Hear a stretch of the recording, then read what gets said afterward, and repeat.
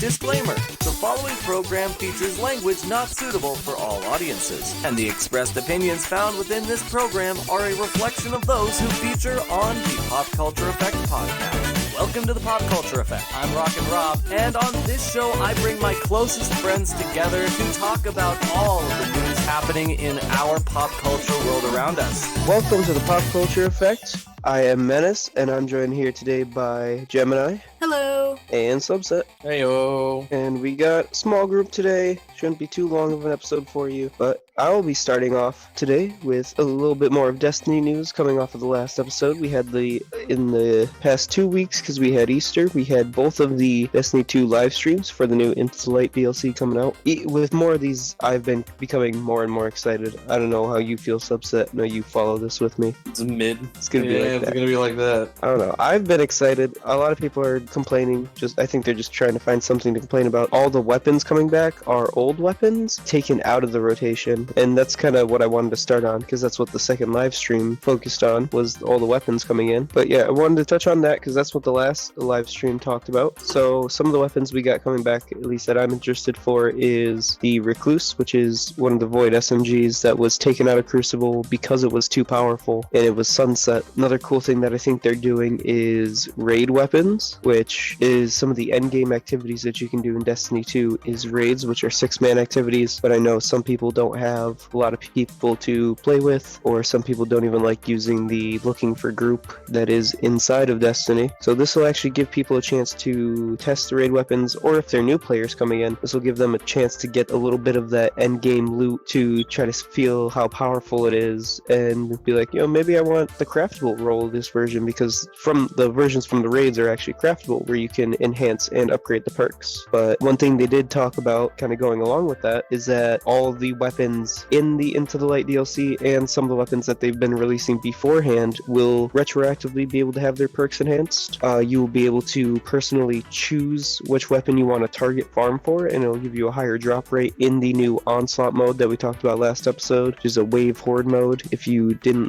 want to know more about that and you're a Destiny player, make sure to go back to our last episode and watch that. Subset, you're the other Destiny player here. What weapons are you looking forward to getting your hands on? All of them. Okay. Give me like one specific that really caught your eye that they're bringing back. Like just out of anyone? Because there's 12 weapons, I should say, to everybody listening. The most amount of weapons I think they come out for anything, and this is going to be a free DLC, so everybody's going to be able to get to try these weapons. They are the most powerful PvP weapons, some of the best PvE weapons, and then some of the raid weapons that have come out. It's gonna be all mid. But what are you looking for? What are you? I'm looking for Luna's Howl. I'm gonna be honest. It's fair. It's gonna be a really Pretty strong cool. hand candy coming in. That one and the grenade launcher. I want to rocket jump my ass everywhere. It's gonna be great. Oh, mountaintop. Yeah, that one looks good too. But that's really all they covered that's their main focus, was to show the weapons and show the different perk roles which are coming, which for those that are players of Destiny, these will have different roles compared to the ones where you could get them before, or like with the raid weapons, they're different roles compared to the ones you actually can get in the raid. So it's not like you'll go in there, you're like, well, I have my god roll crafted for Barons, why would I want to get another one? Nah, you can get different perks that you won't be able to get, and different origin traits that you won't be able to get from anywhere else besides this. I like that you're gonna be able to have essentially multiple versions of the same weapon that have no business being near each other with this. But the third live stream that they talked about was my favorite, because this is when they got into the secrets and they went into a couple of the exotic quests, which Destiny used to be famous for doing, and we are getting two of my favorite weapons. Whisper of the Worm, which is a heavy sniper. That entire mission is getting reprised, and they said that like the chests and the secrets won't be the same, but the general mission layout will be, and you will be able to get craftable rolls on that. I looked at some of the rolls. There's nothing too big that is really moving the needle for it, but it is one of the most highest damaging snipers in the game. And we are also getting 0 Hour, the Outbreak Perfected quest, being redone, which is honestly my favorite quest. You get to go into the lore of the tower, which is like your little hub world, and you get to actually see some of the backstory between that. And they talked a lot more about like as a designer what it takes to like kind of take feedback from people and implement it, and some of the stuff that they had looked on from a designer's standpoint when remaking these missions and bringing back these weapons into this over decade-long game now. But they also talked about what we also got was a look at the new PvP maps that will be coming out with the Into the Light, and we're getting 3 PvP maps on launch. No talk of any during, but you know,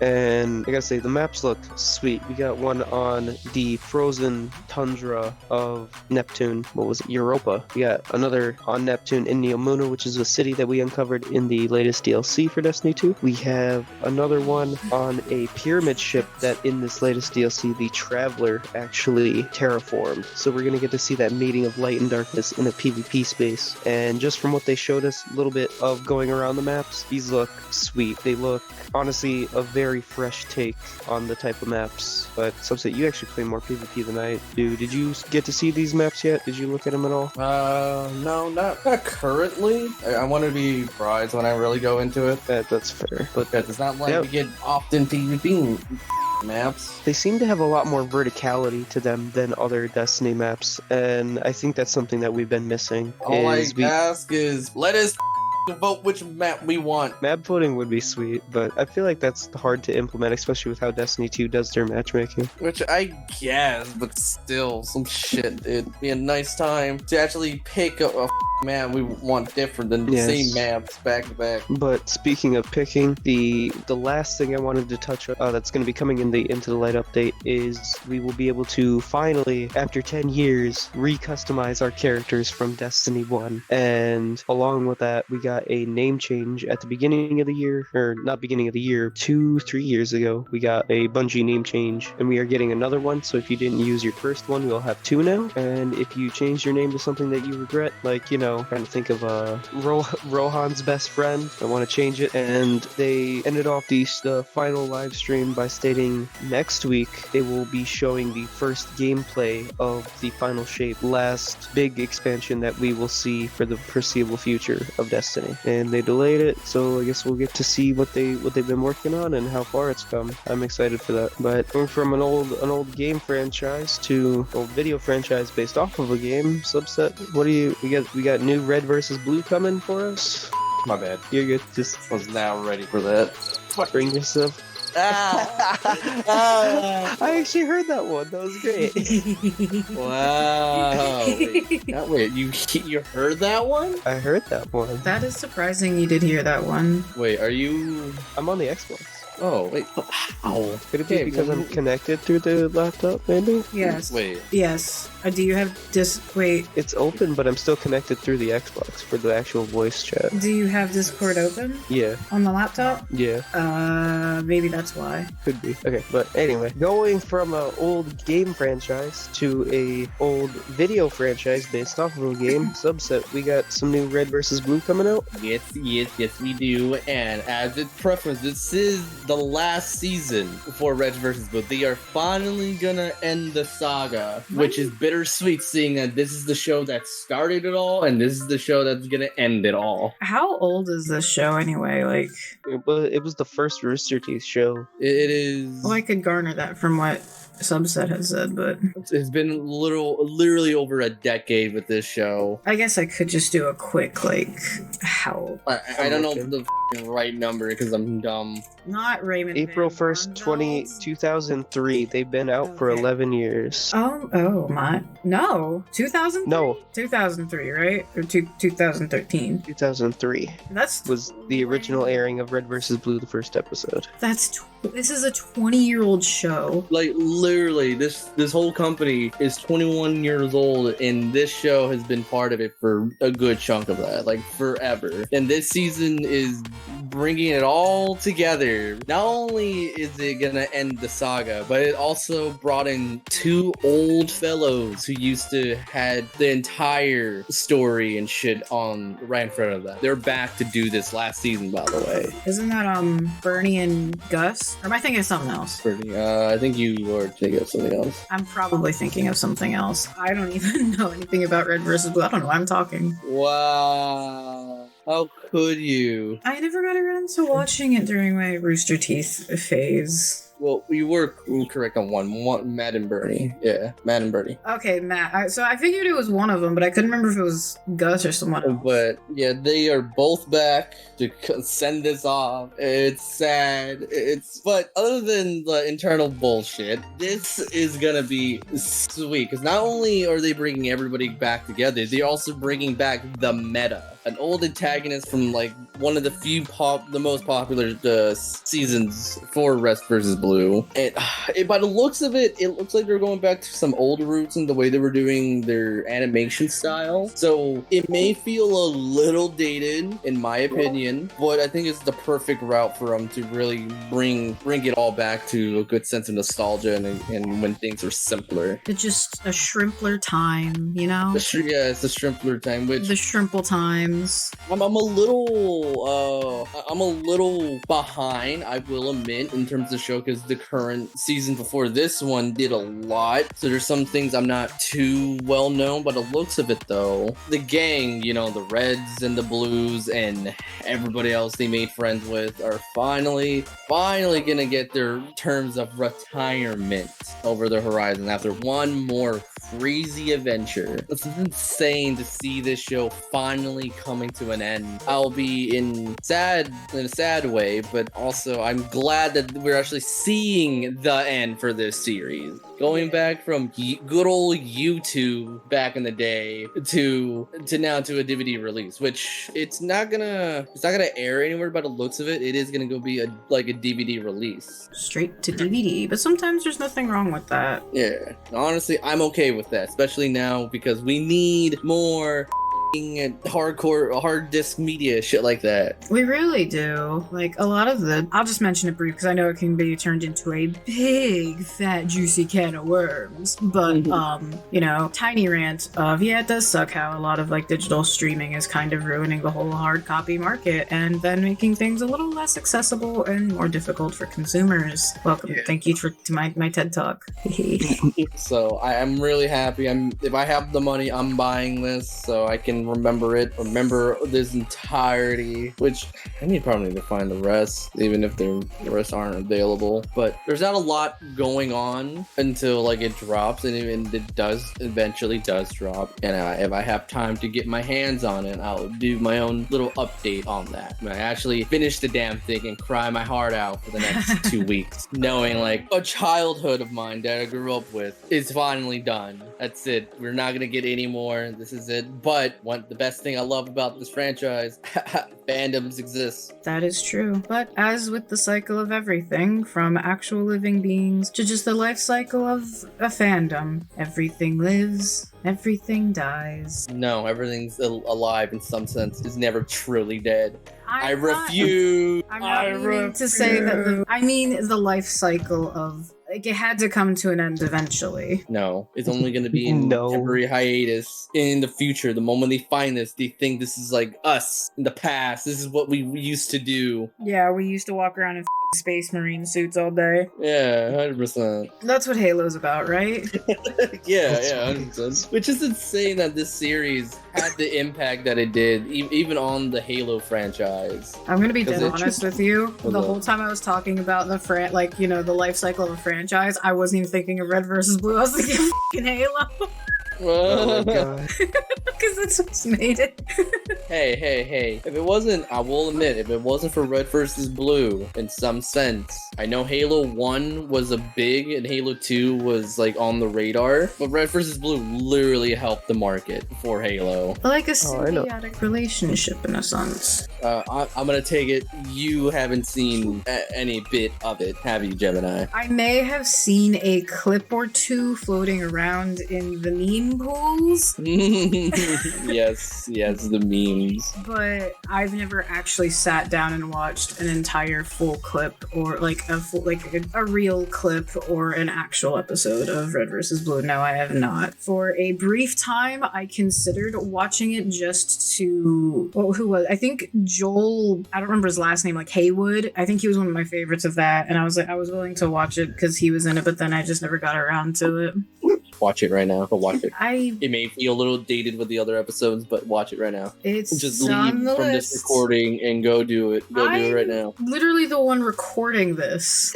That's fine. It's fine. Isn't that right, Menace? No. I mean, I'm Any sure he thoughts? can eventually get to doing it now that his laptop's in. Yeah. Maybe. You should What? be able to record now. Join the team. How about you, Menace? Do you have any parting words for this franchise, this series, this ultimate piece of media? Sayonara, bitch. No, I am worried about with everything that is happening with Rooster Teeth in general, though. So am I, but at least they can get one of their works done and have their book closed finally. And into an era. But Ruby, on the other hand, please, Yeah. please, we want to see that done too, please. Give us the ruby, please. Tally. Oh my god. So there's not much I have to say for this until I have my grubby little hands on them, so I can give my final parting thoughts. That's fair. But I'm looking forward to this crazy ride once again with the reds and the blues, and hopefully I see my favorite boy, Caboose. And with that, that is all I have to say of that matter. You know, there is quite a bit of news happening around the movieverse, so I just kind of want to jump into a lot of the stuff I want to talk about, but the main thing I want to talk about is the Spider Within a Spiderverse Story short film that Sony Productions put out, and this is kind of showing the aftermaths of the effects that the events of the movies have on Miles and how he handles panic attacks. I think it's a beautifully done short film. It's got some great animation. It really shows his emotion in those moments, and it's a great watch. I definitely suggest checking it out if you're a little bit anxious on Beyond the Spider-Verse. But yeah, the other stuff we got going on is there's going to be another Super Mario movie, as everyone knows in the latest Nintendo Direct kind of announcement on Mario Day. There will be another Super Mario movie, but this one will be outside of the Super Mario Bros. Realm. It'll be something else in the world, which I'm excited for. Hopefully we get like a Yoshi's Island origin movie, which was teased in the post-credit scene of the first movie, I think. Next up, we got My Hero Academia, You're Next. This is the fourth movie under the My Hero banner, and it takes place somewhere between season 6 and 7. And we get to see the result from the All Might, All for One fight in season 3, and a distant, far-off villain takes inspiration from the You're Next line, and he basically copies himself and makes himself look and sound like All Might, and he calls himself Dark Might, which was revealed in the last trailer. So I'm really excited on where they take that concept. Moving on, we got the Penguin Max original series. We got the next saga in the Matt Reeves The Batman lore, and it's going to be a whole series about the Penguin. We got Brightburn 2 being canceled by James Gunn, pretty much because from a legal standpoint, he doesn't own half the rights to what was going on in that movie, so it's probably not going to be made. But what will be made is a Beetlejuice sequel called Beetlejuice. Tim Burton and Michael Keaton are going to be returning for this Beetlejuice sequel, and it's taking place in the future with 3 generations of the Dietz family returning to Winter River. Lydia's daughter Astrid finds the model of the town, and the portal to the afterlife is unleashed with Beetlejuice not far behind. We got the Spiderwick Chronicles, and it's going to be a Roku original series rebooting the Spiderwick Chronicles to the modern audience with great looking visuals and a fresh cast. Also, we got some leaked images for Saving Bikini Bottom, a Sandy Cheeks story, and it seems to be a Sandy and SpongeBob focused plot, with Sandy being the main character. And we also got our first look at Batman v Spawn with Keith David as Spawn and Roger Craig Smith as Batman. These look incredible, and I cannot wait to see both of these characters interact. We got a goddamn unfrosted Netflix serial movie where friggin' Jerry Seinfeld is gonna be in a war between Kellogg's and Post over the creation of a breakfast cake in 1963. It's the most ridiculous thing I've ever heard, but whatever. We got Kingdom of the Planet of the Apes, the penultimate Planet of the Apes movie, as we are finally getting past all these prequel setup movies, and now we can finally get to the true reboot of the franchise. This looks exciting, and it looks like the apes finally take over, and they're finally subjugating humans. Speaking of animalistic beasts taking over the world, we got Godzilla x Kong: A New Empire. They're going to be battling it out again at the Pyramids of Egypt, which is going to be a great set piece, but this time they're not going to be stopped by a Mechagodzilla with Ghidorah's brain. They're going to have to team up against another kaiju tag team, Scar King and Shimu. This franchise definitely feels more like the Michael Bay Transformer movies where there's just big epic battles with epic moments, and that's kind of what they're there for. We got Fly Me to the Moon, a movie where the government's plan is to basically film a backup recording of the moon landing to ensure they beat the Russians, which is totally illogical if you've ever heard Neil deGrasse Tyson or any other scientist discuss the moon landing and how it actually happened. Moving on to the horror genre, we got In a Violent Nature. This is an IFC film for Shudder, where it's basically a woods slasher horror movie from the killer's perspective, which might end up just being a lot of walking to the next kill, but I'm hopefully optimistic that this might be good. Hopefully if the pacing is not slow. We got Abigail, which is going to be a vampire horror movie, which is going to be somewhat comedic because we have a little girl ballerina who immediately reveals that she's a vampire and starts ripping everybody and everything apart. Definitely seems like a different tone is taken here than The Last Voyage of Demeter, but it still seems fun. And to finish things off, we've got Maxine, which is an A24 Studios movie, and it's going to be a sequel to the hit story of Bates Motel, with Maxine being an adult horror film star going after a role for an in-universe movie about the real killings at Bates Motel. That's all the congruent trailers and announcements that I have, but there's one other movie I want to talk about. Speaking of horror movies, we've got Stop Motion, which is a movie all about the traditional art of stop motion animation, and it's about a daughter of a stop motion artist wanting to prove herself and prove that her art can be just as good as real life, and it slowly creeps into a darker tone. One final thing I want to add, because we literally just got a trailer for Joker's sequel, Folie à Deux. The upcoming sequel will feature Joaquin Phoenix as he reprises his role as the Joker, and then we got Lady Gaga playing the part of Harleen Quinzel, who he meets seemingly pretty quickly to start off this movie. In this trailer, we see plenty of interesting shots and set pieces, to Joker and Harley having a late-time music show, to them causing chaos, and to them showing the deeper side to their relationship and sharing of ideals and thoughts. And this also may very well be yet another example of Arthur Fleck's deteriorating mind and subsequent mental health issues, where this whole movie could just be imaginary. But we'll have to see when it comes out on October 4th to believe it. And before I leave things off, I want to talk about the Disney Plus password sharing crackdown, as they are the latest streaming service that is trying to restrict people from sharing their accounts. If you ask me, this is purely a choice made for profits, and they just expect each person to have their own account and pay for a separate amount. That's gonna wrap up all the series trailer, movie trailer, and other news that I have, and I'm gonna pass it back to my friends as they end this episode. If you're watching this on our YouTube channel, don't forget to like, comment, and subscribe. Don't forget to check out the other channels and podcasts on CJSW. I'm Gemini, and I would like to thank my wonderful friends for joining me on this, Subset. Hey yo. And Menace. Always a good time. And thank you for listening. Bye. Bye. Hey yo. Alright, well, I've started. So whenever you need to get your jitties out. Yeah. Also need to give me a second. Gotta clear my throat. Ugh. I should probably pull my topic up. There it is. Okay, let me... It's a really bright picture of Sonic. Okay, so Bobbert does, as we learned last time, apparently we've been doing intros for no reason because Bobbert does intros. We're just supposed to introduce everybody. Then I guess, yeah, we don't need to do intros. Yeah. Future Robbie. Future Bobbert, you're a bitch. Welcome everybody to the... Oh, as I... Okay. I nearly dropped my mic.